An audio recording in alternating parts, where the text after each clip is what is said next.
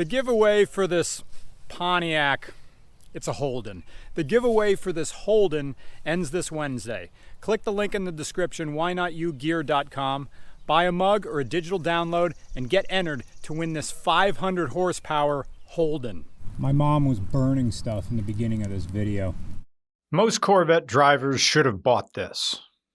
Do you really need 550 horsepower in an LS1, in a base C5, or 430 horsepower in an LS3 C6 to drive to rock and roll Johnny's Fireball Burgers and putt-putt golf? A Cobalt engine does this job. Just buy a Solstice. It looks just like a sports car, and everyone who eats only soft-serve chocolate ice cream can't tell the difference. Oh, that's a smart-looking car. Oh, that car looks sharp. Oh, that looks really fast. I now think highly of you. And you get to save gas and you didn't spend the money on a Corvette. They won't know the difference. All those people who never took a magic wand to their pussy. All those people who never felt a girl's strappy slide up your connecting rod. She's purple with anterior ridges and she's bigger. As you stare at it, you hear her roommate giggling in VR chat. The titters and anime references bleed through the wall. You bust. I'll be your new waifu. But a Solstice is like a Miata. No, it's not. An MX-5 is the gold standard and you know this. A Solstice is a Columbia Records-produced band to catch the latest sound. A Solstice is a Mad Catz controller to the Miata's official PS2 DualShock.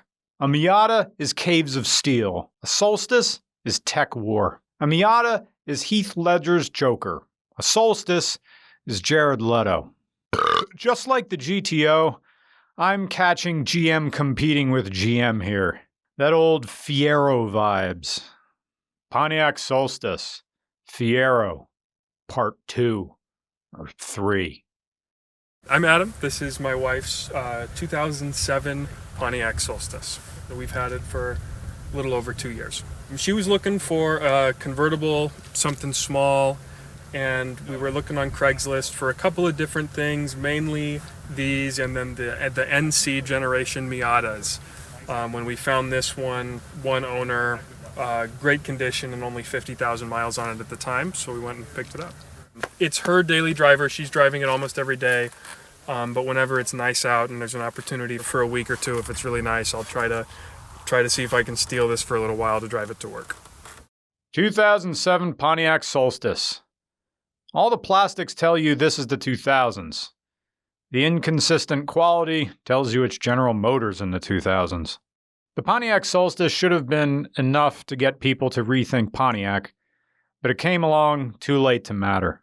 A roadster with a Cobalt engine wasn't going to starch the genes of a Corvette Clifford who just wants to feel the wind in whatever's left of his hair and die a happy grandfather to kids who don't talk to him. The engine is a 2.4-liter Ecotec LE5 naturally aspirated four-cylinder that was in the 2006 to 2007 Chevy Cobalt SS. Not the turbo one, not the supercharged one, just the lowest tier Chevy SS, the ones that dealers kept a few of them around to push you into when you realize you can't afford the turbo or the supercharged Cobalt.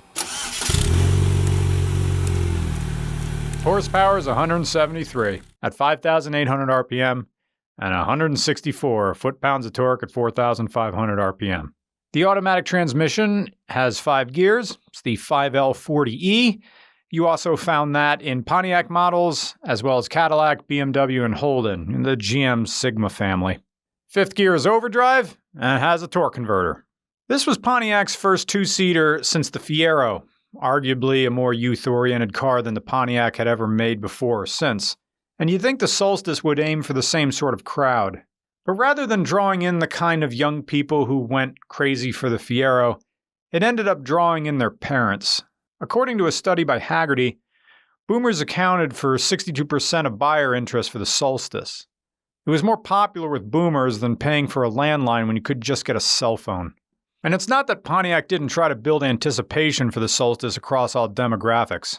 They went on the auto show circuit to get people talking, showing off various concept models before finally debuting this at the North American International Auto Show in 2004. The ball would get rolling in 2005 so it could be ready for the 2006 model year, with production taking place in Delaware, making this the best thing to come out of America's first state since the Heimlich maneuver and no corporate taxes. Within the first 10 days, this car was available to order.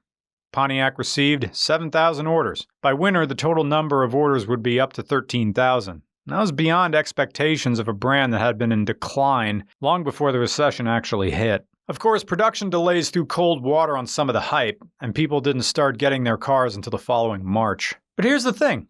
People tended to enjoy the Solstice once they finally got it. It's not hard to find glowing reviews of this car from back in the day, and the talk has only grown more effusive since the car became rarer.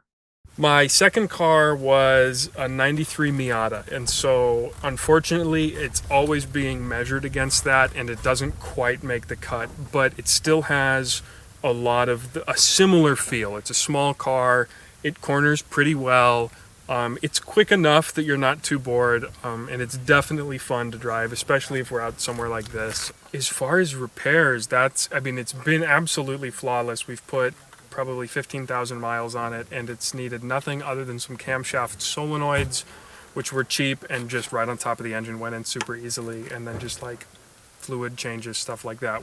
I don't know if it's the lower miles or just that it's newer, but just anything I do under the hood is just easy, convenient, relatively clean compared to all the old, Japanese stuff from the 80s and 90s I've worked on before. There's no rust anywhere on it. Things come apart nicely. With a better push, could this have saved Pontiac? Well, probably not. It lives in the shadow of a Corvette. These things will be forever compared to a convertible Corvette. Maybe it'll find new life within the collectors and enthusiasts. And still today, it's pretty unique. It stands out. Its bubbly appearance. It's like one of those vibrators you leave in when you go out to dinner and mess with the button in between breadstick refills. But when you drive it, it's a car to be seen driving. It's, look at me, I have a convertible. It's a very inexpensive way for a boomer to just cruise on down memory lane. And it's a rear-wheel drive car that understeers.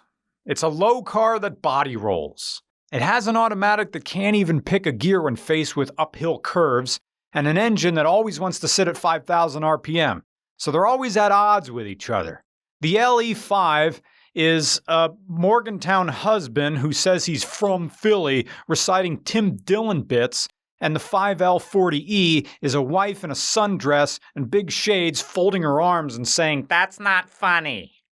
Someday we'll find a forced induction stick-shift Solstice or a Saturn Sky one of these days, and maybe our opinions will change. But right now, a Solstice is just a naturally aspired Porsche 944 in my mind.